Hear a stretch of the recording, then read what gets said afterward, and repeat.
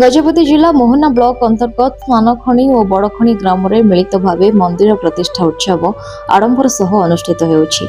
एही उत्सव में दुई ग्रामर बासिंदा अंचलर समस्त व्यक्ति को निमंत्रण कर पाछोटी नेउथिबा देखिबाक मिलुछि।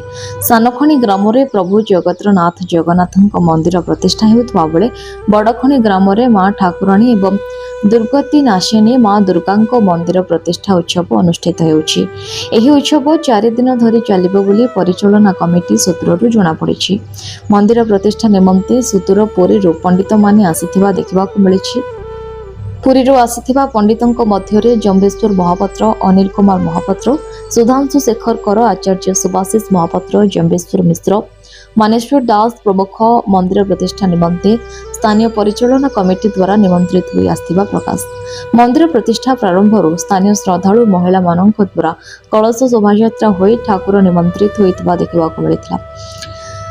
स्थानीय परिचालना कमिटी द्वारा निमंत्रित अतिथि समेत ग्रामर समस्त लोकों बंधु बांधव एही मंदिर प्रतिष्ठा उत्सव में जोगदे ठाकुर आशीर्वाद ग्रहण करते।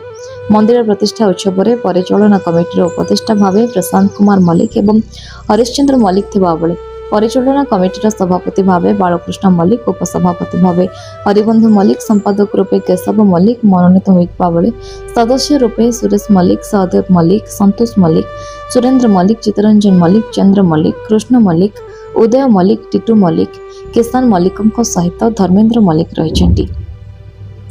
एही मंदिर प्रतिष्ठा उत्सव को समस्ते भक्त शांति श्रृंखलार सहित उपभोग करुवा बेले हजार हजार भक्त मंदिर प्रतिष्ठा उत्सव में जोग देथिबा देखिबाकू मिलिछि। मंदिर परिचालना कमिटी समस्त सहयोग पई धन्यवाद प्रदान करिसेंति। मोहनारू गणेश बिसोई को रिपोर्ट, न्यूज उपांत खबर।